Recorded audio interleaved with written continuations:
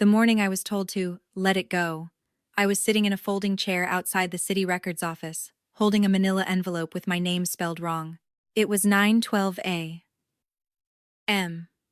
on a Tuesday. People were walking past with coffee, laughing, late for work. Inside that envelope was proof I'd built something real. What stayed with me wasn't the decision. It was the fact that the security guard already knew where I was supposed to sit. The morning everything cracked, I was sitting on a narrow wooden bench outside the city records office in Tacoma, Washington, staring at a scuffed gray floor that smelled faintly of bleach and wet paper. It was a Tuesday, just after 9, the kind of weekday morning where nothing dramatic is supposed to happen. People moved in and out through the glass doors with travel mugs and earbuds, annoyed about parking, already late for something else. I remember thinking that if I left right then, no one would notice. Not the clerk, not the security guard, not the city itself. I had taken the bus in from Hilltop because my car was in the shop again. The transfer downtown had been slow, and I'd spent the ride rehearsing what I was going to say, even though I'd already said it twice before, to 2 different departments, both of whom had redirected me here. I was holding a manila envelope against my chest, folded slightly at the corner from where I'd gripped it too hard on the bus. My name was typed across the front in black ink, misspelled by 1 letter. No one ever got it right the first time. I wasn't there to ask for anything extraordinary. I wasn't asking for money, or a favor, or an exception. I was there because the city had notified me, in a 3-sentence email sent at 6:03 p.m. the Friday before, that a structure I'd designed and managed for nearly 3 years was being reclassified. Reclassified was the word they used. Neutral, bloodless. It didn't mention that the reclassification would erase my authorship entirely. It didn't mention that it would transfer ownership of the work to a private developer I'd never met. It definitely didn't mention my name. At Neo, Tolv. A.M. The inner door opened, and a woman in a navy cardigan called out the number that matched the slip of paper in my hand. Her voice echoed just slightly, the way it does in municipal buildings with ceilings too high for comfort. I stood, smoothed the front of my jacket, and walked in. The office itself was smaller than I expected.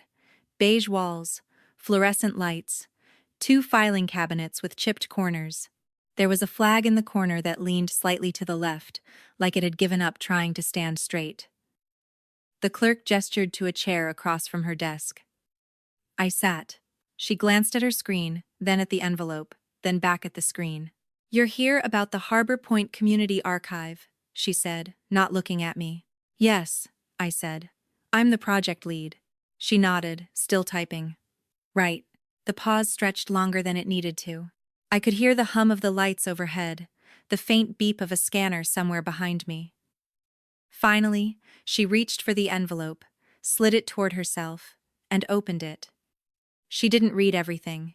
She skimmed, the way people do when they already know how a story ends. "I'm going to be honest with you," she said, lowering her voice in a way that suggested empathy but didn't quite commit to it. "This decision's already been made." "I understand," I said. "I'm not here to change it. I just need clarification on why my name was removed from the filing." That got her attention. She looked up at me then. Really looked, like she was seeing my face for the first time and trying to match it to whatever notes were on her screen.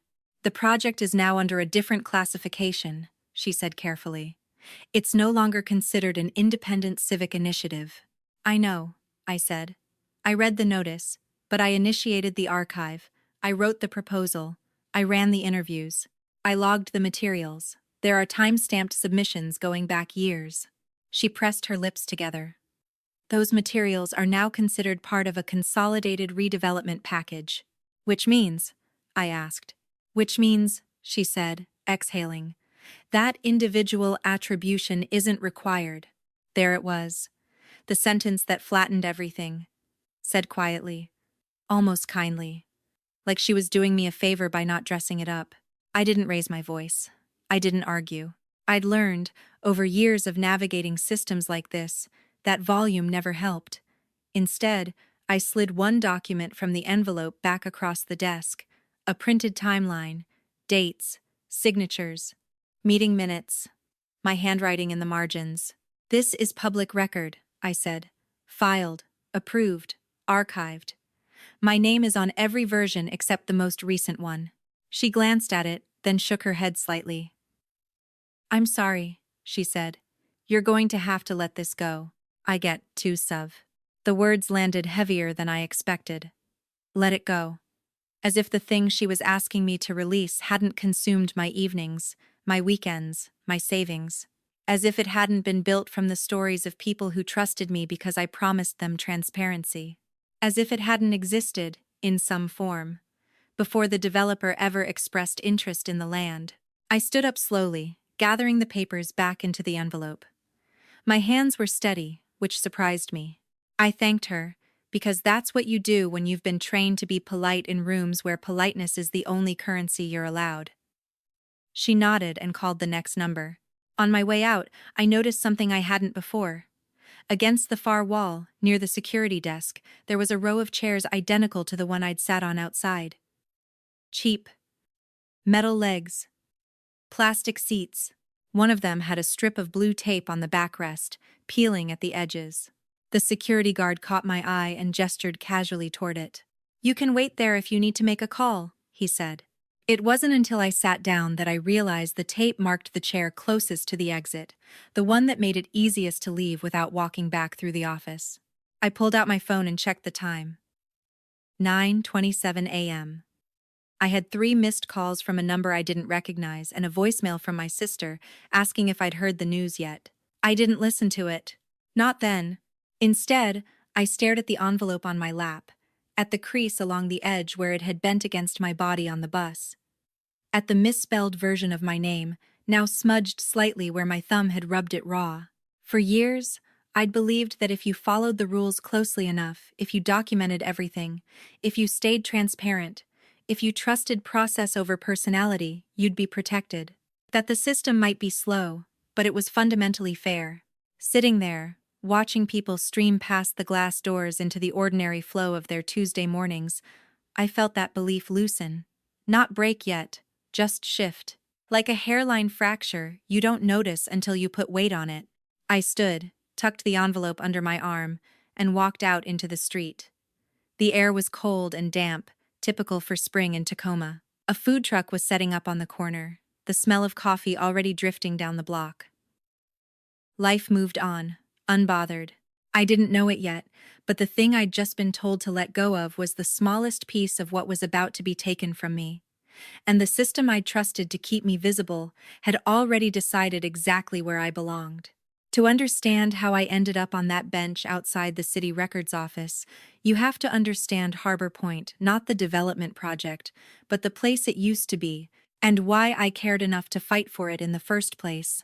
I moved to Tacoma 8 years earlier with 2 suitcases, a folding bike, and a job offer that paid less than I'd hoped but more than I'd ever made back home in Ohio. I was 29, newly divorced, and desperate for a city that didn't already know my story. Tacoma felt anonymous in the right way. Big enough to disappear into, small enough to matter if you tried. Harbor Point sat along a narrow stretch of waterfront south of downtown, wedged between an aging marina and a cluster of warehouses that had been converted into artist studios sometime in the early 2000s. It wasn't pretty in the postcard sense. The docks were splintered. The paint peeled. The buildings leaned into each other like tired men at last call. But people lived there. Not officially, not always legally, but undeniably. I found it by accident one Saturday morning while biking along the Foss Waterway Trail. I'd taken a wrong turn, followed a hand-painted sign that said coffee, and ended up at a pop-up stand run out of an old shipping container. A woman named Ruth poured me burnt drip coffee and told me, without asking, that her father had worked the docks before the mills shut down. When I asked where she'd learned the story, she shrugged. Same place everyone does, she said, by listening. At the time, I was working as a community outreach coordinator for a small nonprofit that partnered with cities to document neighborhood histories ahead of redevelopment. It wasn't glamorous work. Mostly interviews, grant writing, public meetings where people yelled at you for things you didn't control. But it mattered. Or at least, I believed it did. The Harbor Point Community Archive started as a side project. No funding, no official mandate, just a series of recorded conversations with people who'd lived and worked along that stretch of water for decades. Dock workers, artists, retirees living in RVs parked on gravel lots that technically belonged to no one. I set up a borrowed recorder, asked open-ended questions, and let people talk. Word spread faster than I expected. People started flagging me down when they saw me biking in. "You, the lady with the microphone?" they'd ask. Someone offered me a folding chair. Someone else handed me a stack of old photographs wrapped in a grocery bag. A man named Calvin let me scan his union cards from the 70s. A woman named Teresa cried when she heard her own voice played back through my headphones. I logged everything meticulously: dates, names, permissions. I stored backups on 2 separate drives and a cloud server I paid for myself. I wasn't naive about how easily things could disappear. About a year in, the city reached out. A planner named Mark emailed to ask if I'd be willing to present my findings at a community meeting. He CC'd 3 other people and signed off with, "This could be really useful as we move forward." Move forward was another one of those phrases. Vague, harmless on its own. The meeting was held in a school gym with bad acoustics and folding tables arranged in a horseshoe. I stood next to a projector cart and walked through my slides. Audio clips, photographs, maps overlaid with stories. People nodded. Someone clapped. Mark thanked me and said the archive added valuable texture to the redevelopment conversation. After that, things accelerated. The city offered to host the archive on its website, then to integrate it into official planning materials. I was invited to more meetings, looped into longer email chains. No one talked about ownership. No one asked me to sign anything. It all felt collaborative, collegial. When I asked once whether I should formalize my role, Mark laughed. "You're doing us a favor," he said. "Why make it complicated?" I told myself that was a compliment. Over the next 2 years, Harbor Point changed in small, almost polite ways. Surveyors appeared, measuring tape snapping open like punctuation marks. A temporary fence went up around one lot, then another. People were offered relocation assistance. Or not. Some took it, some didn't trust it. The coffee container closed. Ruth moved inland to be closer to her sister. Through it all, I kept working. Interviewing, recording, updating the archive. I believed, stubbornly, that if the stories were preserved properly, they'd have weight. That when decisions were made, someone would have to reckon with the human cost. My sister, Claire, thought I was kidding myself. She'd moved to Seattle years earlier, worked in tech, spoke fluent skepticism. "You're acting like a conscience for hire," she told me over the phone one night. "That's not a job that survives a budget meeting." I brushed it off. Claire had always been practical to the point of cynicism. I preferred to think of myself as realistic. The first real warning sign came 6 months before that Tuesday at the records office. I was copied on an email thread discussing branding opportunities for the Harbor Point redevelopment. The archive was mentioned as a content asset. My name wasn't. I replied, politely, asking how attribution would work. There was a long delay, then a response from someone I'd never met, introducing herself as part of the developer's communications team. "We're still sorting out those details," she wrote. "But rest assured, the stories will be honored." Honored. Another bloodless word. I saved the email, filed it, kept going. Looking back now, I can see how neatly the boundaries shifted.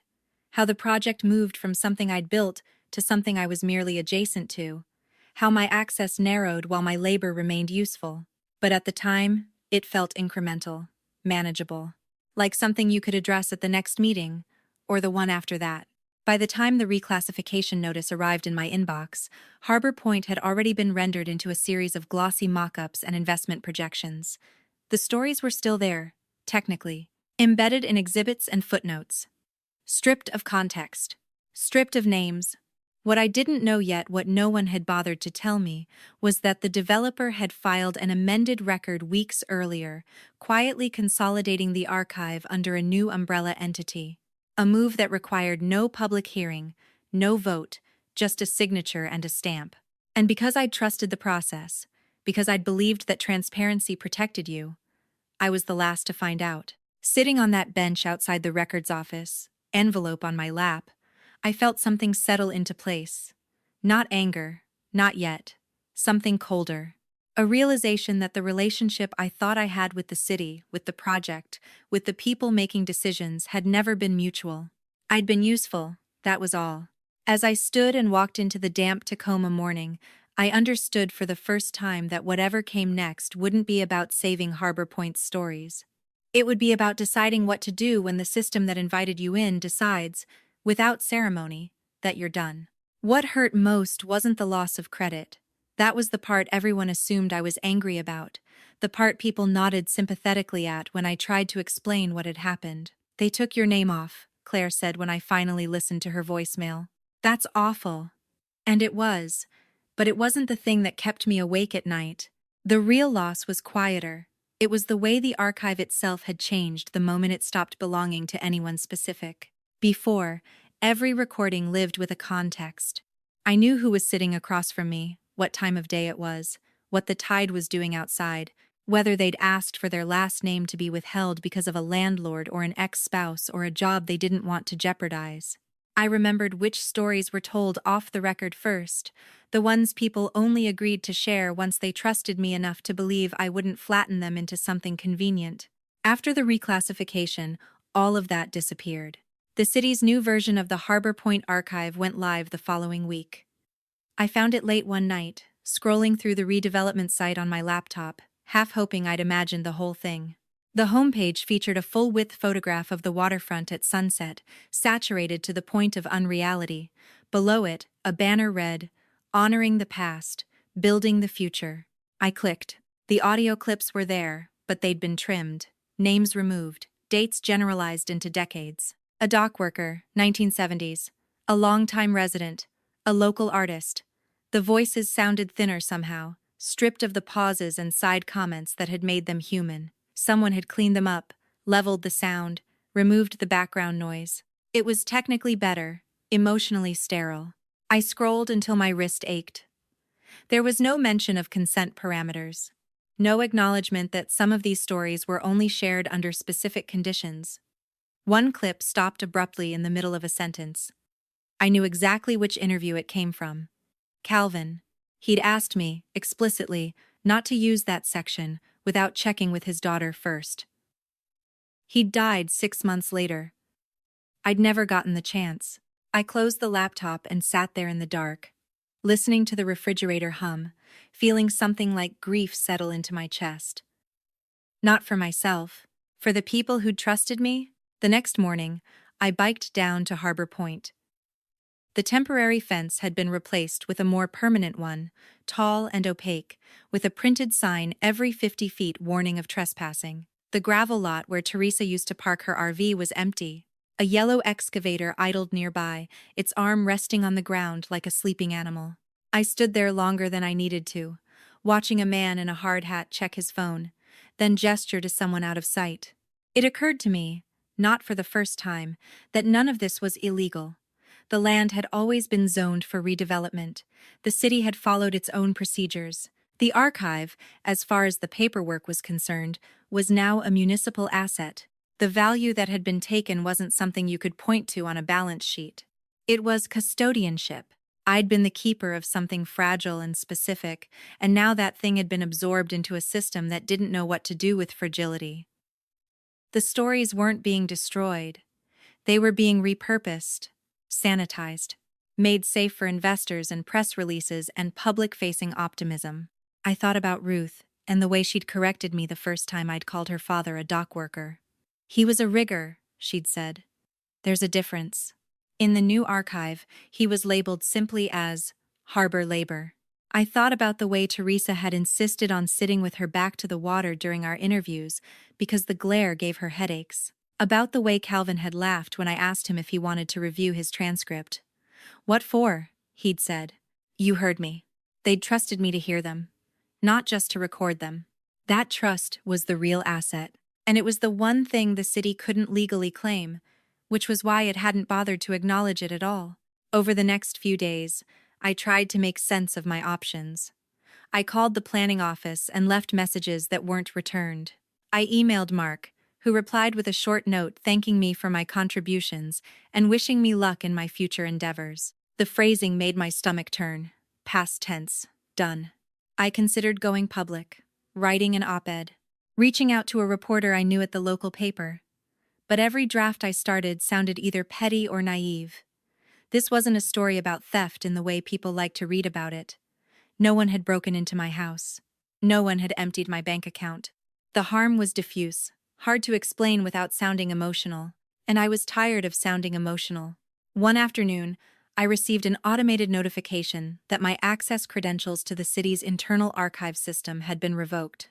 No explanation, just a system-generated email, time-stamped 2:46 p.m., informing me that my permissions had changed. I stared at it longer than I should have. Then I forwarded it to myself, just in case. That night, I went back through my own files. Not the public-facing materials, but the raw data, the unedited recordings, the consent forms people had signed, some carefully, some with shaky hands. The notes I'd taken immediately after each interview, capturing details that never made it into transcripts, moods, hesitations, offhand remarks that explained everything. I realized, slowly, that what I still had wasn't just backup copies. It was a parallel record, one that documented not only the stories themselves, but the terms under which they'd been shared. A record of promises made and, now, quietly broken. I hadn't intended to become a gatekeeper. I'd never wanted that kind of power. But power, I was learning, didn't always announce itself. Sometimes it showed up in the form of information you were trusted with, and the knowledge that someone else was now using it differently. Claire called again that evening. "You sound weird," she said when I picked up. "Not sad, not angry, just quiet." "I'm thinking," I told her. "About suing?" I laughed, surprised by the sound of it. "No, I don't think that would fix the right thing. In fact, it is motion." She was silent for a moment. "Then what would?" I didn't have an answer yet, but I knew this much. Whatever I did next couldn't be about getting my name back on a website. It couldn't be about restoring a credit line or forcing an acknowledgement that would ring hollow. The value that had been violated wasn't my reputation. It was the integrity of a process that depended on trust and specificity and care. A process that assumed the people holding the stories would treat them as more than content. Sitting at my kitchen table, laptop open, files spread out like a quiet accusation, I felt the shape of the problem come into focus.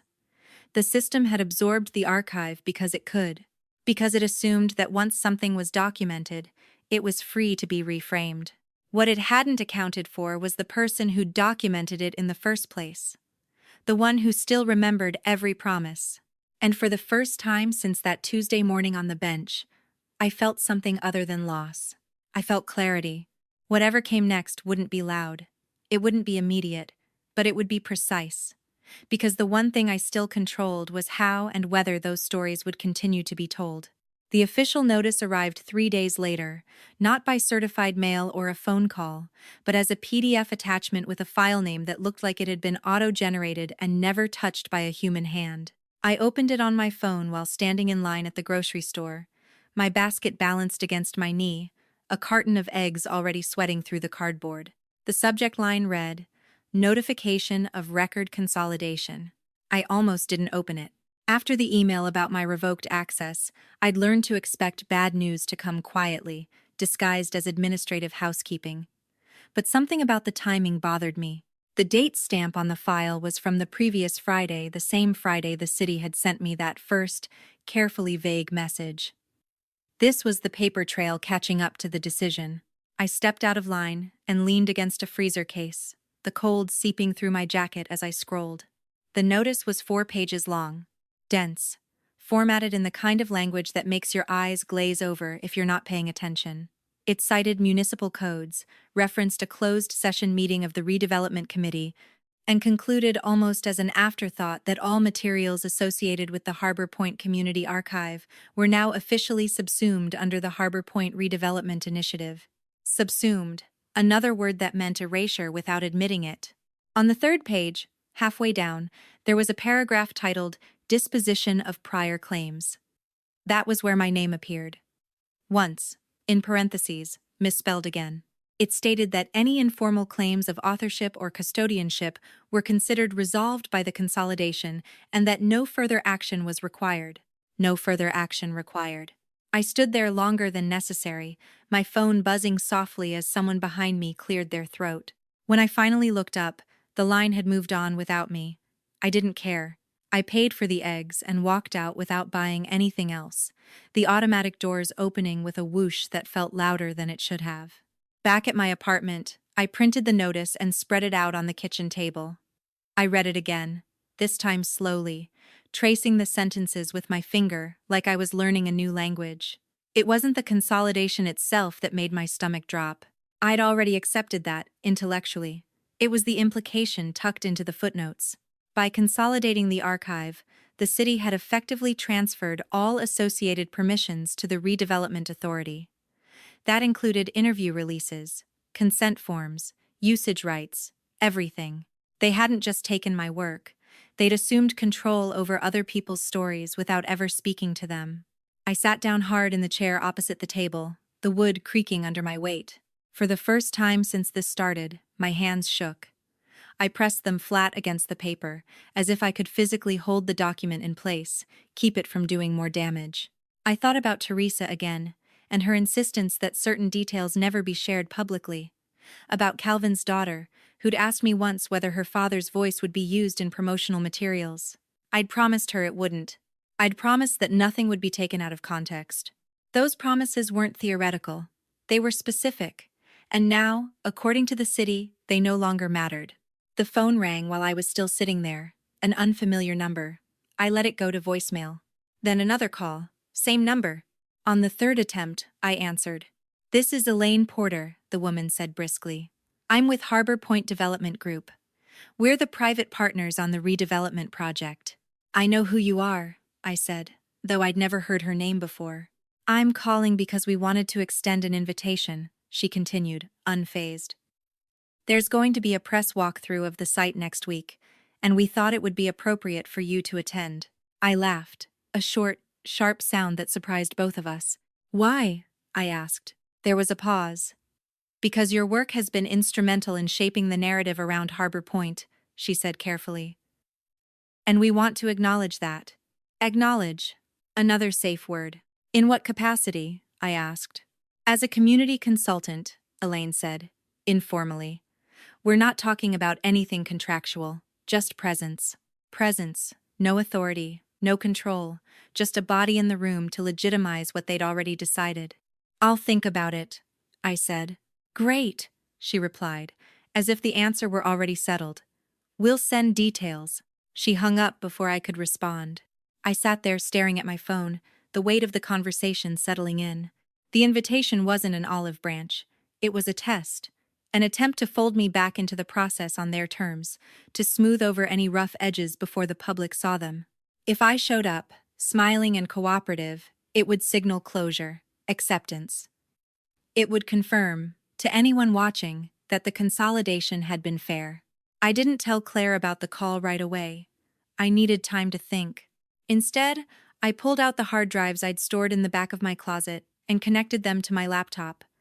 I opened files I hadn't looked at in months, listened to voices I knew by heart, checked timestamps. That was when I noticed something else. Several of the consent forms included addenda handwritten notes at the bottom of the page, initialed by both me and the interviewee. Clarifications, limitations, conditions under which the material could be used, things I'd insisted on adding when people hesitated.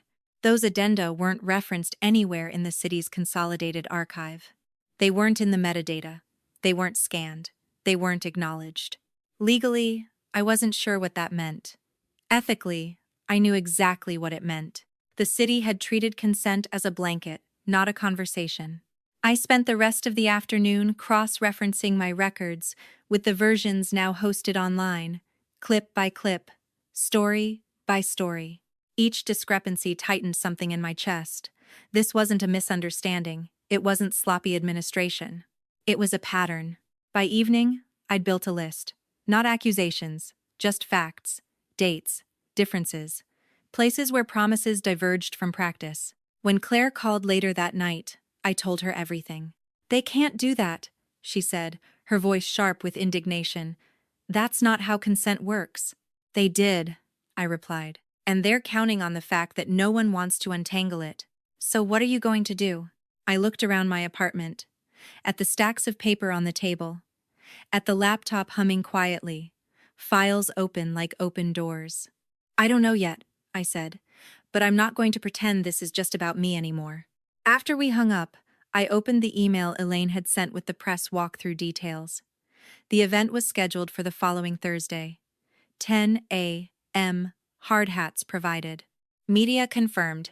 At the bottom of the email, almost as an aside, there was a line that read, "Please note that all attendees will be required to sign a standard media release upon arrival." I stared at that sentence for a long time. Then I smiled, just a little, because for the first time since this started, the system had made a mistake. It had assumed that the only releases that mattered were the ones it controlled, and it had forgotten that I still had every original promise, in ink and audio and memory, sitting right where I'd left them. The thing about systems like this is that they don't need villains. No raised voices, no slammed doors. Everyone stays polite. Everyone insists they're doing the reasonable thing. That's what makes it so disorienting when you're the one being pushed out. By Wednesday morning, the press walkthrough had been announced publicly. I saw it first on the city's website, sandwiched between a notice about road closures and a reminder to vote in the upcoming primary. Harbor Point redevelopment, media preview.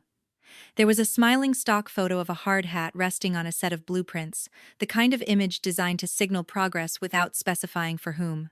My name wasn't mentioned. Instead, the announcement credited the Harbor Point Development Group, the city's planning department, and community partners, plural, vague, interchangeable. I read the list twice, just to be sure. Then a third time, slower, like if I paid enough attention, my name might materialize between the lines. It didn't. Later that morning, I received a calendar invite from Elaine. No subject line, just a time and a location. Attached was a one-page PDF titled Media Participation Guidelines. I opened it with the kind of detached curiosity you develop after enough bad surprises. The guidelines were simple. Attendees were asked not to speak off the record. All questions would be routed through a designated spokesperson. Any personal anecdotes shared during the walkthrough would be considered part of the official narrative and subject to editorial discretion. Editorial discretion. Another clean phrase. I closed the document and sat back in my chair.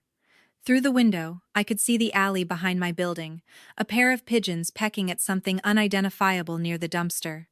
Life, uncurated. At noon, I biked down to the waterfront again. Not to Harbor Point this time, but to the stretch just north of it, where the redevelopment boundary stopped short. The fence ended abruptly there, as if the land beyond it had simply been forgotten. A man was fishing off the rocks, his line cast into the gray water. I recognized him. "Hey," I said, dismounting. He turned, squinting. "You're the archive lady," he said after a moment. "Right?" "I was," I said. He nodded, like that made sense. "They're building over there now," he said, jerking his chin toward the fence. "Lot of folks been asking questions." "Have they talked to you?" I asked. He laughed. "Nope, I didn't push. I'd learned better than that." Instead, we stood there for a minute, watching the water. He reeled in his line. "Empty. They came by last week," he added suddenly. "Some people in suits, asked if I wanted to be interviewed. I said I already did that." "With me," I said. "Yeah." They didn't know what I meant. Of course they didn't. That afternoon, I tried one last time to talk to someone inside the planning department.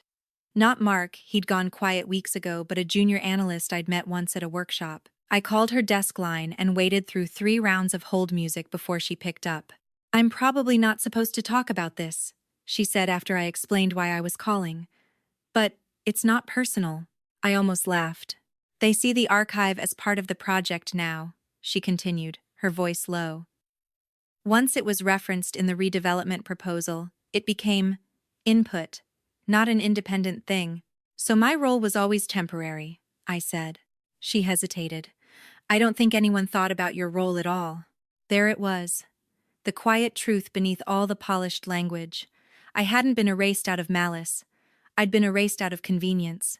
After we hung up, I stared at my phone until the screen went dark. Then I did something I hadn't done in years. I opened a notebook and started writing things down by hand. Not feelings, facts. Dates of meetings. Names of people present. Quotes I remembered clearly enough to stand by. Emails sent and received. Changes in language over time. The moment community archive became content asset. The moment partnership became consolidation. Aid her fode. As I wrote, a pattern emerged that I hadn't fully seen before. Every shift had been justified as efficiency, streamlining, alignment. No one had ever said, outright, that my presence was no longer needed.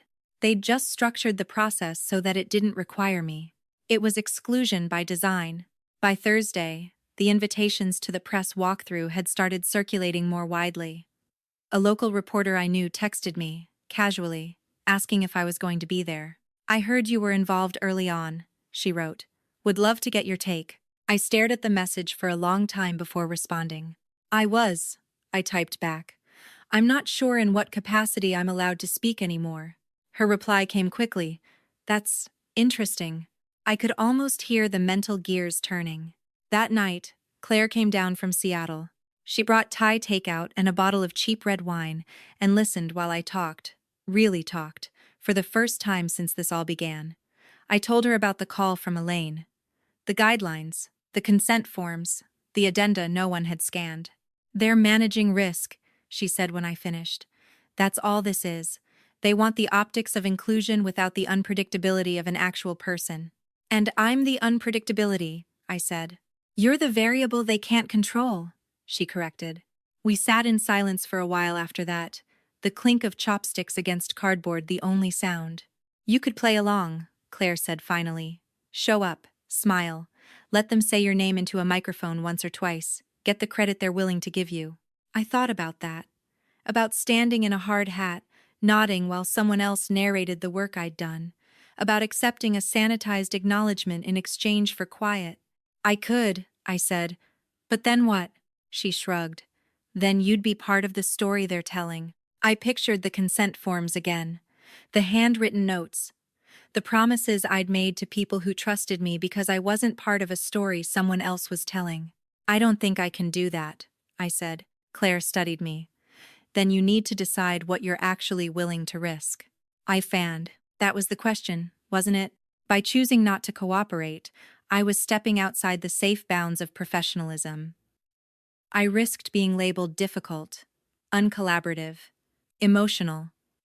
Those labels stick. Especially to women. Especially in civic spaces that prize smooth process over messy truth. But cooperating carried its own cost. It meant validating a system that treated consent as a checkbox and people as interchangeable inputs. It meant letting the archive become something it was never meant to be. Late that night, after Claire had gone to sleep on my couch, I opened the email from Elaine again. I reread the line about the standard media release. I imagined signing it, pen scratching my name onto yet another document that reduced something complex into a single, irrevocable permission. I didn't reply. Instead, I drafted a different email, one I didn't send yet. It was addressed not to Elaine, but to the people whose stories were now circulating without their knowledge, the ones whose addenda had been ignored, the ones who still had a say, even if the city pretended otherwise. The email was simple, factual. It explained what had happened as clearly as I could. It didn't tell them what to do. It just told them the truth. I saved it as a draft and closed my laptop. The press walkthrough was in 2 days. The system expected me to either show up quietly or disappear gracefully. It had already decided how the story would be told. What it hadn't considered was the possibility that the story didn't belong to it anymore. By the time Friday morning arrived, the isolation had settled in fully, like a weather system that wasn't going to move on its own. It wasn't dramatic. No one sent an angry email. No one told me I was unwelcome. I was simply absent. Removed from loops I used to be part of, left off threads that continued without me, smoothly, efficiently. I noticed it first when a meeting invite I'd been expecting never came. For 3 years, there had been a standing Friday check-in call with representatives from the planning department and community liaisons. Even after the archive was folded into the redevelopment process, the meeting had continued, more out of habit than necessity. I'd assumed wrongly that it would keep going until someone explicitly said otherwise. At 10 a.m., I refreshed my calendar. Nothing. At 10:15, I checked my email, just in case the invite had been rescheduled. Still nothing. By 10:30, I stopped pretending I didn't understand what was happening. The meeting hadn't been canceled. I'd been removed. There's a specific kind of quiet that comes with that realization. Not the quiet of being alone, but the quiet of knowing things are happening without you, decisions being made in rooms you no longer have access to. It's the sound of relevance slipping away, not because you failed, but because the structure no longer requires your presence. I tried to distract myself by going for a run. The sky was low and gray, the air heavy with the threat of rain. My legs felt sluggish, like they were carrying more than just my weight. I ran past Harbor Point without stopping, my eyes fixed straight ahead. I didn't trust myself to look at the fence again. When I got back to my apartment, my phone was full of notifications that weren't for me. Group chats I'd once been active in now buzzed with conversations that had clearly started somewhere else, messages that referenced calls I hadn't been on, decisions already framed as fate's accomplice. No one was being cruel. That was the strangest part. People were polite when I reached out individually. Apologetic, even. "Oh, I didn't realize you weren't included," one person said. "They must have streamlined the list," said another. "I assumed you knew," a third offered, sounding genuinely surprised. Streamlined. Assumed. These were the verbs of exclusion. Passive. Blameless. That afternoon, I biked to the public library downtown. Not to research anything specific, just to sit somewhere neutral, where my absence from other spaces didn't matter. The library had always been a refuge for me. No credentials required, no invitations. Just a card with my name spelled correctly for once. I took a seat at a long wooden table near the windows and opened my laptop. My inbox was quiet, too quiet. Out of habit, I checked the redevelopment site again. There was a new update posted that morning. Community Engagement Highlights. I clicked on it before I could talk myself out of it. The page featured a photo of a small group of people standing near the Harbor Point fence, hard hats on, smiling. I recognized two of them immediately. One was a junior planner I'd trained during my second year on the project. The other was a community liaison who'd once called me at midnight to ask how to handle a conflict between residents. I scrolled down. A quote was attributed to a local historian, praising the city's commitment to honoring Harbor Point's legacy. The words were familiar, uncomfortably so.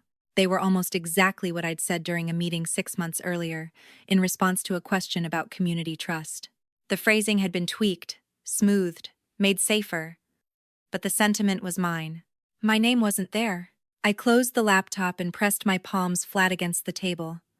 I wasn't angry yet. Anger would come later. What I felt in that moment was something closer to erasure in real time, watching pieces of myself circulate independently, detached from the person who'd lived them. The press walkthrough was scheduled for the following Monday. I hadn't RSVP'd. No one followed up. Instead, I received an automated email from the city that afternoon, thanking me for my past involvement and inviting me to sign up for future volunteer opportunities. Volunteer. I laughed out loud, earning a glance from the woman seated across from me. I mouthed, "Sorry," and packed up my things. On my way out of the library, I checked my phone again. There was a new voicemail from Elaine. I let it play through my earbuds as I walked. "Just checking in," she said, her tone bright. "We're finalizing numbers for Monday and wanted to make sure we had an accurate headcount. If we don't hear back, we'll assume you're unable to attend. Totally understand these things move fast." Move fast. As if speed excused everything. She hung up without leaving a callback number. That evening, I met with Ruth for coffee. She'd moved inland, but she still came into the city twice a week for work. We sat at a small cafe near her office, the kind with chipped mugs and mismatched chairs. "I saw the website," she said without preamble. They used my dad's voice. My chest tightened. Did they ask you? She shook her head. No. A friend sent me the link. I told her what I knew. About the consolidation, the consent forms, the addenda. So what happens now? She asked. I hesitated. That depends on what you want to happen. She studied her coffee for a moment, then looked up at me. I trusted you, she said. Not accusing. Just factual. I know, I said quietly. The weight of that trust felt heavier now than it had when everything was intact. Because trust, once extended, doesn't disappear just because circumstances change. It becomes a responsibility.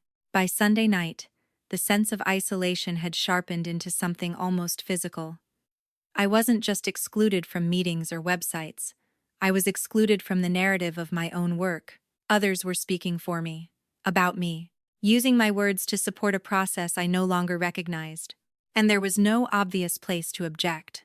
If I spoke up publicly, I'd be framed as bitter. If I stayed quiet, the story would move on without me. Those were the options the system presented. False options, but convincing ones. I sat on my couch with my laptop open, the draft email to interviewees still unsent. Claire was back in Seattle, texting me occasional encouragements that I appreciated but couldn't quite absorb. You don't have to decide everything at once, she wrote. Just don't disappear. Disappear. That was the risk, wasn't it? Not retaliation, not lawsuits, just being slowly, politely erased until there was nothing left to contest. I thought about all the times I'd encouraged people to speak up, to tell their stories even when they weren't sure anyone would listen, about the trust I'd asked for, and been given. The isolation I was feeling now wasn't accidental. It was functional. It kept things quiet, manageable. It discouraged resistance by making it lonely. I closed my laptop without sending the email. Not yet. Instead, I opened a new document and wrote a single sentence at the top of the page. If I do nothing, this becomes the version that survives. I stared at it until the words blurred. The system had made its move. It had decided who belonged in the room and who didn't. It had removed me gently, efficiently, with plausible deniability at every step. What it hadn't done, what it couldn't do, was make the isolation feel acceptable. And that discomfort, that wrongness, was the only thing I had left to work with. For now, it would have to be enough. I didn't find the evidence in a dramatic way. There was no locked drawer, no whispered tip from an insider. It surfaced the way most inconvenient truths do, while I was looking for something else entirely. It started with a broken link. On Sunday morning, I opened the redevelopment site one more time, telling myself it was the last. I wanted to see exactly how the archive was being presented before the press walkthrough, to understand the shape of the story they were about to tell without me. I clicked on a section labeled Community Voices, expecting the same trimmed audio clips I'd already memorized. Instead, I got a 404 error. I refreshed. Same thing. That shouldn't have mattered. Websites break all the time. But something about the timing felt off. The page had been live less than a week earlier. It had been featured prominently. Broken links don't usually survive internal review, not when reporters are coming. I opened the page source, more out of habit than intention. Years of working with underfunded nonprofits had made me comfortable poking around the edges of systems that weren't meant to be transparent. I scanned the code quickly, looking for clues. That's when I saw it. A reference tag linking the audio files to a different server than the one listed publicly. An internal repository, not the city's, not the developers. A third-party content management system, one I recognized immediately. It was the same platform I'd used during the early days of the archive, before the city offered to host it themselves. A cheaper, clunkier service that specialized in digital heritage projects. I'd stopped using it once the city took over, but I'd never deleted the account. There hadn't been a reason. Until now. My pulse picked up as I logged in, half expecting an error message. Instead, the dashboard loaded instantly. Familiar, untouched. The files were all there. Not just the originals I'd uploaded years ago, but newer versions. Edited versions. Files with timestamps from the past 2 months. Files I hadn't touched. Someone had been accessing the archive through my old account. I scrolled through the activity log, my finger hovering over the trackpad. Each entry listed a date, a time, an IP address. At first glance, it looked mundane, routine, but then patterns started to emerge. Access clustered around specific days, always weekdays. Always during business hours. The same IP address appeared again and again, originating from a block registered to a downtown office building. I pulled up the address. Harbor Point Development Group. I sat back in my chair, the room suddenly too quiet. My laptop fan whirred softly, oblivious to what it had just revealed. They hadn't just consolidated the archive. They'd continued to use my old access point to manipulate the material before migrating it to the city's site. That explained the missing addenda, the trimmed clips, the edits that ignored conditions I'd documented elsewhere. They'd bypassed the official process entirely. I clicked into one of the files marked Revised, Final. It was an interview with Teresa. The audio waveform looked different from the version I remembered. Shorter, tighter. I played it. Her voice filled the room, steady but distant. I recognized the moment immediately, the section she'd explicitly asked me not to share publicly, the part about why she'd ended up living in an RV in the first place. The context was gone, the framing changed. What had once been a story about resilience now sounded like a cautionary tale. My stomach turned. I stopped the audio and opened the metadata. There it was, plain as day, edited by a user account I didn't recognize. Date stamped 3 weeks earlier, before the consolidation notice. Before my access had been revoked. They'd known exactly what they were doing. I spent the next several hours moving carefully, methodically. I exported logs, took screenshots, downloaded versions of files with their revision histories intact. I didn't rush. Panic makes mistakes, and mistakes were the one thing I couldn't afford. By the time the sun dipped low enough to cast long shadows across my living room floor, I had a folder full of evidence that told a very specific story. Not of misunderstanding, not of bureaucratic sloppiness, of deliberate circumvention. They'd used my credentials because it was easier than renegotiating consent. Because it left no new paper trail tied directly to them. Because it assumed I'd never think to look. I closed the laptop and sat there, hands resting on my knees, letting the weight of it settle. This wasn't about credit anymore. This wasn't even about ethics in the abstract. This was about control. The system hadn't just erased me, it had used me. My phone buzzed with a new email. Elaine, looking forward to seeing you tomorrow, she wrote. Media interest is high, so please arrive early if you plan to attend. I didn't respond. Instead, I opened the draft email I'd written to the interviewees and reread it with new eyes. It was careful, neutral, informative. It explained the consolidation and the changes in access without assigning blame. It no longer felt sufficient. I started a new draft. This one included specifics, dates, screenshots, the fact that edited versions of their stories existed on a server they'd never agreed to. That access had occurred under my old credentials, without my knowledge or permission. I paused before sending it, my cursor hovering over the send button. This was the moment everything shifted. Once I sent that email, I couldn't control what happened next. People would have questions, reactions. Some might be angry. Some might be scared. Some might not care. But the choice would be theirs, not the city's, not the developers. I thought about the press walkthrough scheduled for the next morning. About reporters walking through Harbor Point in hard hats, listening to a curated narrative about honoring the past. About my words, reshaped and repurposed, echoing back at me through someone else's microphone. I hit send. The confirmation flashed briefly on my screen before disappearing. There was no fanfare. No dramatic sound, just a quiet acknowledgement that the message was gone. Within minutes, replies started coming in. Short ones at first. Is this real? They didn't ask me. I told you not to use that part. Then longer ones. People asking what they could do, what it meant, whether they could pull their stories entirely. I answered each message carefully, sticking to facts. I didn't tell anyone what to demand. I didn't suggest action. I simply confirmed what I knew and what I could prove. By midnight, my inbox was full. I leaned back on the couch, exhausted in a way that felt earned. For the first time since this started, I wasn't alone in what I knew. The isolation that had wrapped itself around me all week began to loosen, thread by thread. This wasn't a confrontation yet. It wasn't a plan. It was something quieter and more dangerous to the system that had sidelined me. It was transparency. The evidence wasn't explosive on its own. No single screenshot would make headlines. But taken together, it showed a pattern of behavior that contradicted everything the redevelopment project claimed to stand for. Consent hadn't been assumed. It had been bypassed. As I finally shut down my laptop and turned off the lights, I understood something with sudden clarity.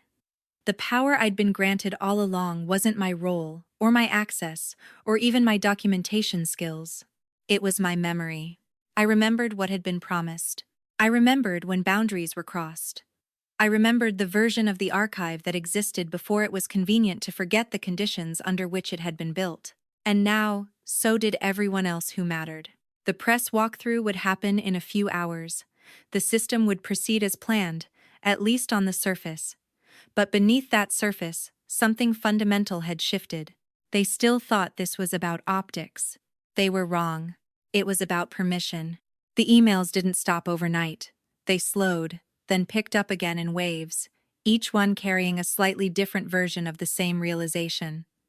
People were waking up, checking links, listening to their own voices online and hearing something unfamiliar in the edits. I didn't sleep much. Not because I was anxious, exactly, but because my mind wouldn't settle back into the shape it had been in before. Something fundamental had shifted. The problem was no longer abstract. It had edges now. Names, logs, timelines. By Monday morning, the day of the press walkthrough, my phone felt heavier in my hand. I turned off notifications and made coffee instead, standing at the counter watching steam rise from the mug like it might tell me what to do next. I didn't plan to go to Harbor Point. That decision surprised me.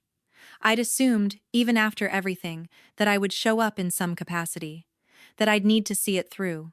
But standing there in my kitchen, barefoot on cold tile, I realized that showing up would still mean accepting their frame. It would mean reacting inside a story they controlled. I wasn't interested in that anymore. At 9:30 a.m., I received a text from the reporter who'd reached out earlier in the week. Hearing some rumblings this morning. You around? I stared at the message without responding. Then I set the phone down, unopened emails piling up behind the screen. For years, I'd measured my worth in proximity. Being in the room. Being on the call. Being included in the process. That belief had shaped how I worked, how I spoke, how carefully I managed myself in spaces where I wasn't technically in charge but still felt responsible. Now, sitting alone in my apartment while other people gathered at Harbor Point, I saw that belief for what it was, a habit, not a truth. I didn't need to be present to matter. The realization was both freeing and unsettling. If my value didn't come from being included, then I had to decide what it did come from, and more importantly, what I was willing to do with it. I opened my laptop again, not to check email, but to organize what I had. I created folders, labeled them clearly. Interviewee names, consent conditions, access logs, edit histories. I wasn't preparing a takedown. I was preparing a record. This wasn't about catching anyone off guard. It was about accuracy. As I worked, I noticed something else I hadn't fully processed before. The developer's use of my old credentials wasn't just a shortcut. It was an admission. They'd needed my infrastructure because it already carried legitimacy. My system had been trusted. That trust was what they were trying to inherit without earning. That was the pivot. The conflict wasn't between me and the city, or me and the developer. It was between two ideas of authority, one built on procedure and ownership, the other built on consent and stewardship. I'd assumed, until now, that my job was to bridge those ideas, to translate between community and institution, to make things smoother. But bridges don't get to decide where the traffic goes. They just get used. By mid-morning, replies from the interviewees had grown more pointed. Some asked for their stories to be removed entirely. Others wanted corrections. A few wanted to talk to lawyers. I didn't discourage any of it. I also didn't coordinate it. I wasn't leading a charge. I was stepping out of the way. That distinction mattered. Around noon, Claire called. I let it ring once before answering. I just saw a tweet, she said without preamble. Something about Harbor Point and consent issues. Is that you? No, I said. It's them. She was quiet for a moment. Are you okay? I thought about the question. About the last few weeks. About the hollowed-out feeling of being erased and the sharp clarity that had followed. I think so, I said.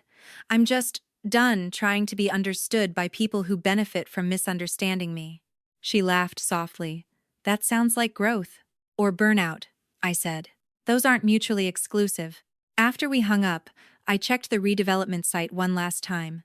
The Community Voices section was back up, the broken link fixed, the edited clips still there. But something had changed. A disclaimer had been added at the bottom of the page. Small, easy to miss. Some materials subject to ongoing review. It wasn't an apology. It wasn't accountability. But it was a crack. I closed the browser. The rest of the afternoon passed in a strange calm. Emails continued to arrive, some from people I'd interviewed, some from acquaintances in adjacent civic spaces, a few from people I didn't know at all, asking careful questions. I answered what I could, deferred what I couldn't. I didn't speculate. I didn't posture.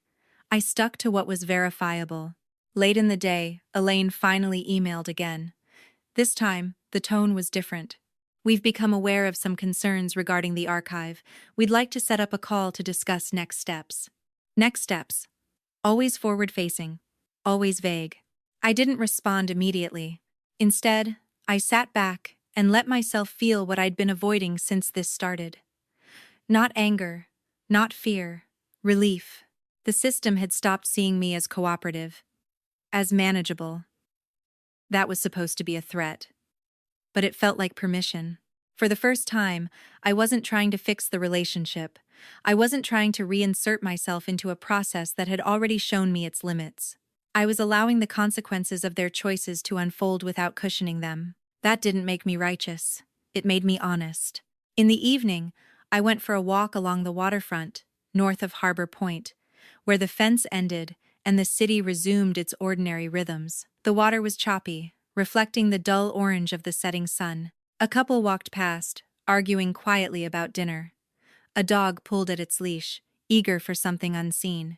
Life went on, indifferent to development plans and press walkthroughs. As I stood there, hands in my pockets, I thought about what would come next.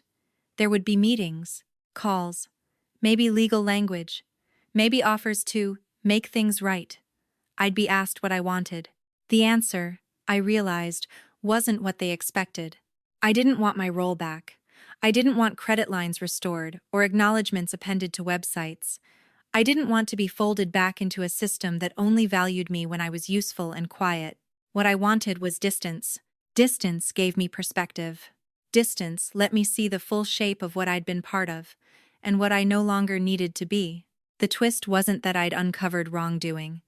That part was almost predictable. The twist was that, having done so, I didn't feel compelled to claim victory. I didn't need to win inside their structure to be whole. As I turned back toward home, my phone buzzed again. Another email, another request, another attempt to pull me back into the center of something I was finally willing to leave. I didn't answer. Instead, I made a quiet decision, one that wouldn't look dramatic from the outside, but would change everything about how this story ended. I would let the truth exist without me standing next to it. Whatever happened next, it wouldn't be because I forced it. It would be because the system had been shown, clearly and calmly, what it had done. And I was finished sacrificing myself to make that lesson palatable. The first thing I did after deciding to step back was nothing at all. That sounds passive, but it wasn't. It was deliberate restraint. I stopped replying to emails that asked for quick clarification. I didn't take the call Elaine kept proposing just to align. I let the discomfort sit where it belonged instead of absorbing it for everyone else. In the quiet that followed, I started to see how often my presence had been used to stabilize situations that weren't actually stable. I'd been a buffer, a translator, a soft edge. Without me smoothing things over, the rough parts were finally visible. By Tuesday morning, the reporter texted again. "Can we talk off the record?" I stared at the message, then typed back carefully. "I can confirm documents and timelines. Nothing speculative." There was a pause. Then, That works. We spoke for 20 minutes. I didn't tell a story. I didn't vent. I walked her through what could be verified: dates of access, revision histories, consent addenda that had been ignored, the use of credentials that were no longer authorized. I let the facts do the work. When we hung up, I felt oddly calm. Not triumphant, just steady. That afternoon, I sent a single email to Elaine and CC'd the city's legal counsel, whose address I found buried in a PDF footer on the municipal website. The email was short. I acknowledged receipt of her request for a call. I stated that I was no longer participating in any advisory or consultative capacity. I attached a list of factual discrepancies between the original archive permissions and the current public presentation. I requested confirmation that no further access would be made using my credentials. No accusations, no ultimatums, just boundaries. The reply came an hour later, carefully worded and entirely non-committal. They thanked me for raising concerns. They assured me they took consent seriously. They proposed a review process. I didn't respond. Instead, I forwarded the email to the interviewees who'd asked to be kept informed and left it at that. Transparency didn't require my interpretation. Over the next few days, things shifted in small but noticeable ways. The redevelopment site updated again, this time adding a more prominent notice about ongoing consent review. 2 audio clips disappeared entirely. A third was replaced with a transcript that cut the contested section altogether. No announcement was made. No credit was given. The changes simply happened. I watched from a distance, resisting the urge to comment or correct. This wasn't about managing outcomes anymore. It was about refusing to be the hinge everything swung on. Thursday afternoon, I received an email from someone I hadn't heard from in years, a former program officer from a foundation that funded civic documentation projects. She'd seen a thread online and wanted to check in. "If you ever want to talk about how these partnerships actually work," she wrote, "I'd love to hear your perspective." I closed the email without replying right away. That night, I went through my calendar and canceled things I'd been holding onto out of habit. Committee meetings, advisory boards, community input sessions that never led to input. I wrote brief, polite notes thanking people for the opportunity and declining future involvement. Each cancellation felt like setting down a weight I'd forgotten I was carrying. Claire called that evening. "You're trending in a very niche corner of the internet," she said, half amused, half impressed. "I'm not trying to," I replied. "I know. That's kind of the point." We talked about logistics, about what it would look like if I stopped doing this kind of work entirely, about money, about health insurance, about the practical realities I'd been postponing by staying entangled in projects that relied on my emotional labor more than my expertise. "You don't owe them continuity," she said at one point. "You already gave them more than they deserved." Later, lying in bed, I thought about the idea of retaliation. It would have been easy to frame what I was doing that way. To escalate, to push for consequences, to demand resignations or settlements or public apologies. But retaliation keeps you tethered to the thing you're reacting against. I didn't want to orbit this anymore. The strategy, if you could call it that, was simple. Remove myself as a resource while ensuring the truth remained accessible. Let the system contend with what it had done without my mediation. On Friday, I sent one final message to the interviewees. I explained that I was stepping away from any formal role and that they were free to pursue whatever course felt right to them. I offered to provide copies of original materials upon request. I made no recommendations. Several wrote back immediately, thanking me. A few said they were relieved. One said, "I'm glad you're not carrying this alone anymore." That sentence stayed with me. The following week, the city announced a pause on certain aspects of the redevelopment's public engagement strategy, citing the need for internal review. It was buried in a larger update, easy to miss unless you were looking for it. I was. Elaine stopped emailing. The reporter published her piece on Sunday morning. It was measured, careful, focused on consent and process rather than scandal. My name appeared once, near the end, described simply as the original archivist. After, I didn't share it. I didn't comment. I read it once and closed the tab. By then, The outcome no longer felt like the point. What mattered was the shift inside me. The recognition that I didn't need to extract justice from this situation to move forward intact. I needed to stop participating in dynamics that required my silence to function. On Monday, I took my bike down to the waterfront again. But this time, I rode past Harbor Point without slowing. I followed the trail north, where the city thinned out and the water opened up. I stopped at a bench overlooking the bay and sat there for a long time, watching ferries cut across the horizon.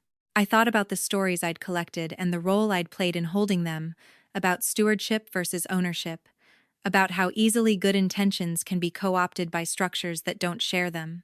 And I thought about what it would mean to start something new without tying my sense of worth to institutional validation. The plan, such as it was, wasn't a plan at all. It was an exit. I would keep my records. I would answer questions when asked. I would tell the truth when it was mine to tell.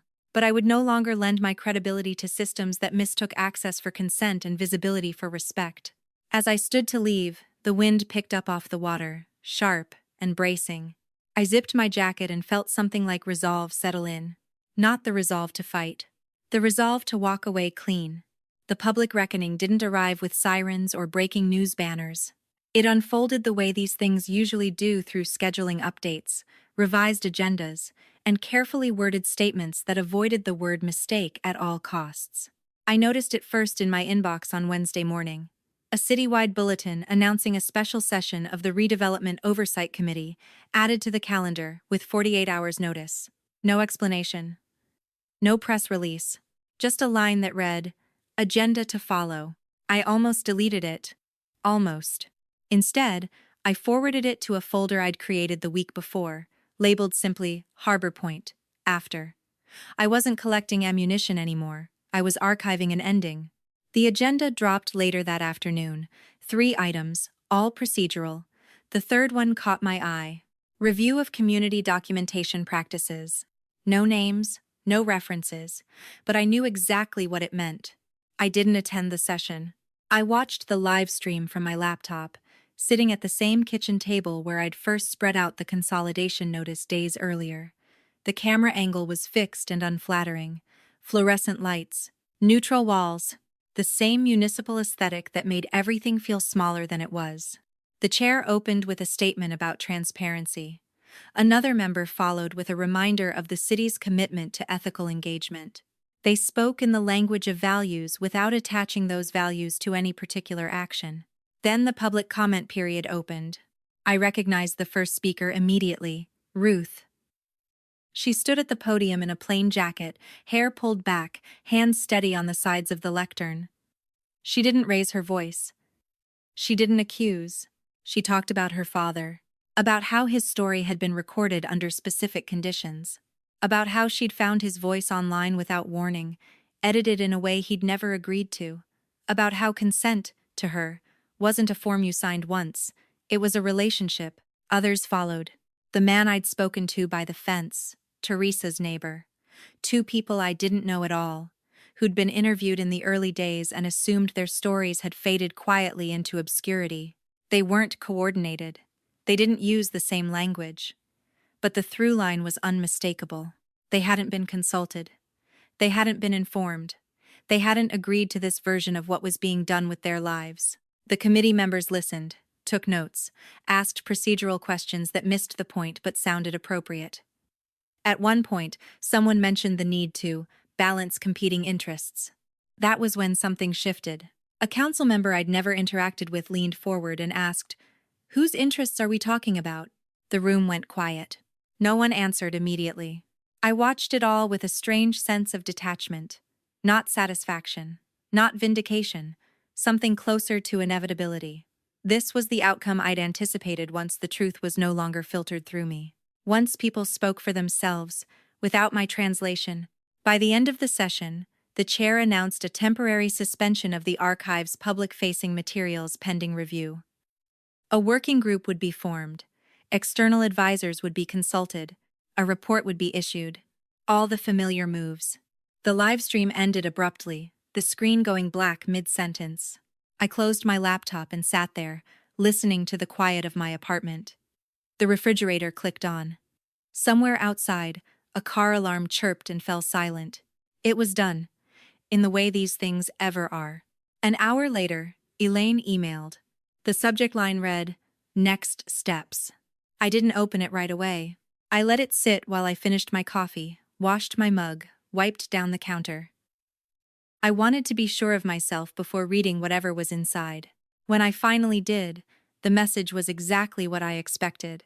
They acknowledged the concerns raised, expressed regret for any confusion, emphasized their commitment to collaboration, proposed a meeting to reset the partnership and move forward constructively. There was an attachment, a draft memorandum of understanding. My name was spelled correctly this time. They were offering me a formal role, a title, a stipend, a seat at the table I'd been excluded from weeks earlier. On paper, it was everything I'd once thought I wanted. I read it twice, then a third time, slower, noticing the phrasing, the limits, the clauses that framed my involvement as advisory, not authoritative. The section on communications that required alignment with project messaging. The system, having stumbled, was trying to restore equilibrium. By bringing me back in, I closed the attachment and scrolled to the bottom of the email. They'd given me until Friday to respond. I didn't need that long. I thought about Ruth at the podium, about the way her voice had carried without needing my amplification, about the people who'd found each other once the silence was broken. And I thought about how easily this offer could erase all of that, how accepting it would reposition me as the solution rather than the person who'd stepped aside to let the problem be seen. I typed my response carefully. I thanked them for the offer.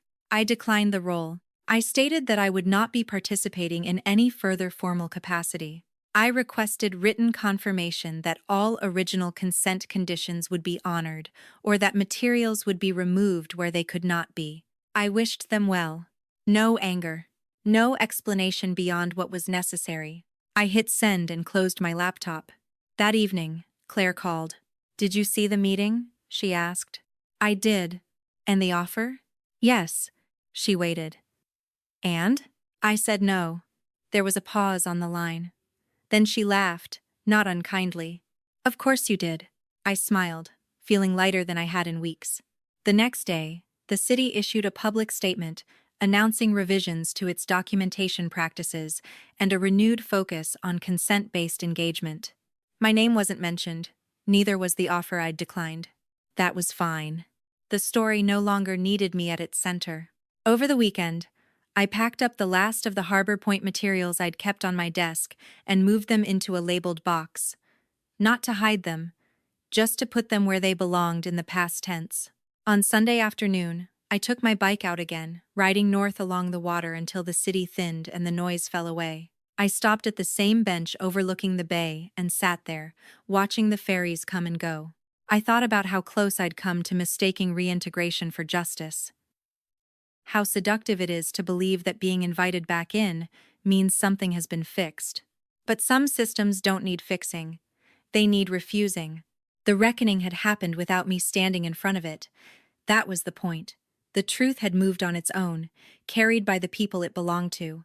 As I rode home, the wind sharp against my face, I felt a quiet certainty settle in. The ending wasn't mine to narrate, and for the first time, that felt like freedom.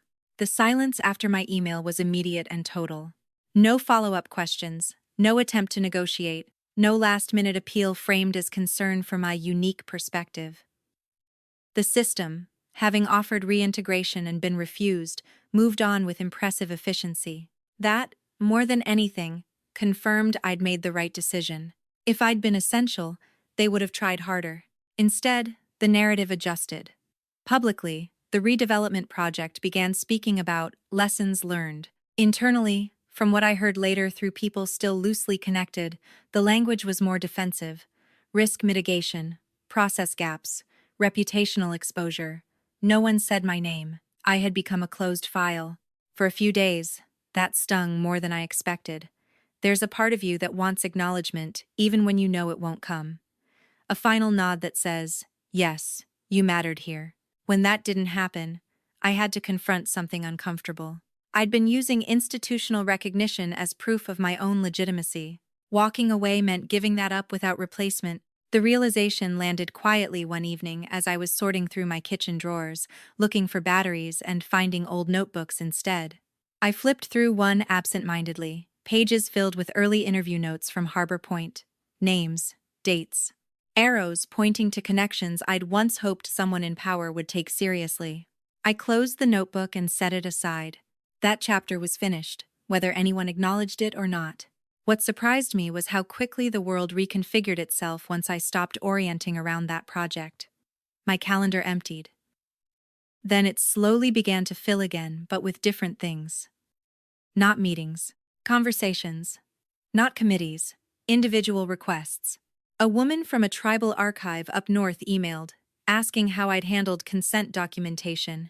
A librarian from Spokane wanted to know how to protect oral histories from being repurposed without permission. A graduate student reached out, saying she'd read about Harbor Point and wanted advice on navigating community partnerships that feel extractive. I answered when I could. Declined when I couldn't. For the first time in years, I didn't feel obligated to be available. One afternoon, while walking home from the grocery store, I ran into Mark. He looked older than I remembered. Tired. We stood awkwardly on the sidewalk, bags in our hands, both of us unsure who should speak first. "I heard you declined the advisory role," he said finally. "I did." He nodded. "I get it." I waited, curious whether he actually did. "We thought bringing you back in would help smooth things over," he continued. "Make it feel resolved." "And does it?" I asked. He hesitated. "Not really." There was a pause, filled by the sound of traffic and someone laughing across the street. "I'm sorry," he said then, quieter. "Not for the process. I know how that sounds. I mean, I'm sorry we didn't see what we were doing while it was happening." I believed him. And that, oddly, made it easier not to forgive anything. "I didn't need you to see it," I said. "I needed you not to need me to carry it." He nodded again, more firmly this time. We parted without exchanging numbers. That night, I lay awake thinking about how easy it would have been to mistake that conversation for closure. To let a personal apology stand in for systemic accountability. I was grateful I'd learned, in time, the difference. The real twist of all this wasn't the exposure of wrongdoing. That narrative was too familiar, too neat. What mattered was what happened afterward, when the opportunity to reclaim status presented itself. I'd said no. Not because I was principled in some heroic way, but because I'd finally understood that winning inside a broken framework still leaves the framework intact. My presence would have served as proof that the system could correct itself, absorb critique, and continue as before. Refusing denied it that comfort. In the weeks that followed, Harbor Point faded from daily conversation. The fence stayed up. Construction resumed in fits and starts. The archive reappeared in a revised form, more cautious, more limited. Some stories were gone entirely. That loss sat heavy with me. But it wasn't mine to prevent anymore. What stayed was something quieter. I started sketching out a different kind of work, not a project, not a partnership, but a practice. Consulting privately with communities before they ever engaged with institutions. Helping them articulate boundaries before those boundaries were tested.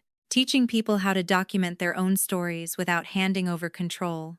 No website yet. No branding. Just a series of conversations that felt honest. One evening, Ruth called. "They took my dad's clip down," she said. I asked them to. "How do you feel about that?" I asked. "Relieved," she replied without hesitation. "I realized I didn't want it handled better. I wanted it gone." We talked for a while about memory and loss, and the difference between preservation and exposure. When we hung up, I felt a strange sense of peace.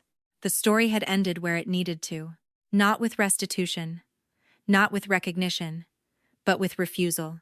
Refusal to play a role that required my silence.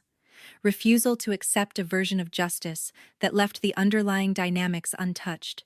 Refusal to equate being invited back in with being made whole. In stepping away, I'd forced the system to deal with itself.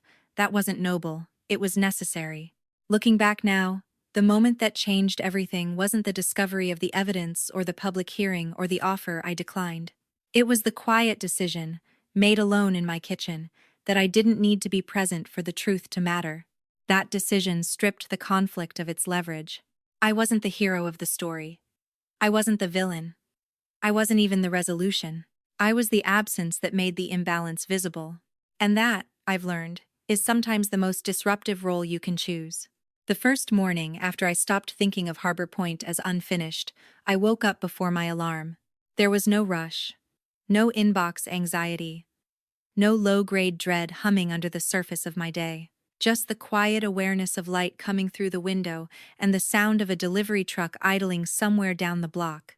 I made coffee and sat on the floor by the window, mug warming my hands, watching Tacoma wake up in its ordinary way. A woman walked her dog past the bakery on the corner. Someone unlocked a bike and rode off too fast, backpack bouncing.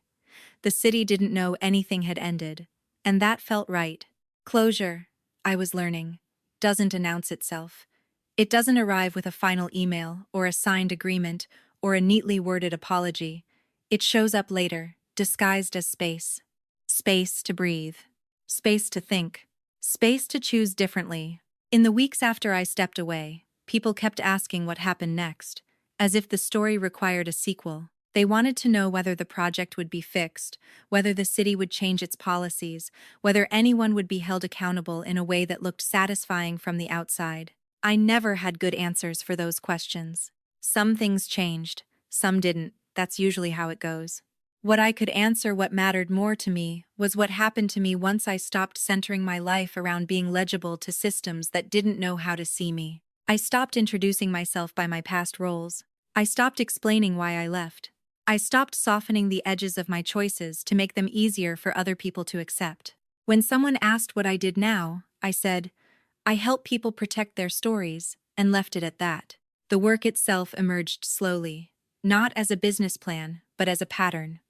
A phone call here, a long walk with someone there, sitting at kitchen tables, listening to people talk about what they were afraid to lose before they ever talked about what they wanted to build. I taught them how to ask better questions of institutions, how to document consent as something living, not static, how to recognize the moment collaboration starts to slide into extraction. Sometimes that meant advising them not to partner at all. That part surprised people. We're trained to believe that visibility is always good, that being included is always better than being left out. Harbor Point taught me otherwise. It taught me that there are worse things than exclusion, and one of them is inclusion on terms that hollow you out. I thought often about the bench outside the city records office. The one with the strip of blue tape on the backrest, marking the chair closest to the exit. At the time, it had felt like a small humiliation, a quiet signal that my place in the process was already determined. Now, I understood it differently. It had been an exit offered early. I just hadn't recognized it as such. One afternoon, months later, I rode my bike past Harbor Point again. Construction had advanced. The fence was still there, but parts of it had been moved, revealing glimpses of what was taking shape beyond it. New concrete, clean lines, the future, poured and set. I didn't stop. I didn't feel angry or sad or tempted to measure what had been lost against what was being built. The place no longer carried that weight for me. It had returned to being what it always was, a location, not a referendum on my worth. That was the real aftermath. Not triumph, not defeat, detachment. Detachment doesn't mean indifference. It means clarity without compulsion. It means caring without being consumed. I'd spent years believing that walking away was a failure of endurance, a sign that I hadn't tried hard enough to fix what was broken. Harbor Point reframed that belief completely. Sometimes walking away isn't surrender. Sometimes it's accuracy. The system had been built to absorb critique as long as that critique remained dependent on its validation. By stepping outside of it, I removed the incentive to perform correction without change. I didn't need to be witnessed in order to be right. I didn't need to be centered in order for the truth to land. I didn't need to stay in the room to prove that leaving was justified. The story didn't end with me standing victorious on a stage or vindicated in a headline. It ended with me choosing a life that didn't require constant negotiation of my own boundaries. That's a quieter ending. Harder to package, easier to live with. Now, when I think about Harbor Point, I don't think about what was taken from me. I think about what it gave me in return. A clear-eyed understanding of how power actually works, and the confidence to disengage from it when it demands too much. There are still days when I feel the pull of old habits, the urge to reinsert myself, to explain, to correct, to be useful in familiar ways.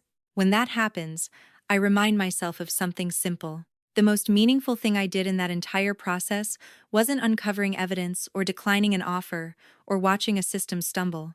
It was recognizing the moment when staying would cost more than leaving, and choosing myself anyway. That choice didn't make noise. It didn't require permission. It didn't need an audience. But it changed everything.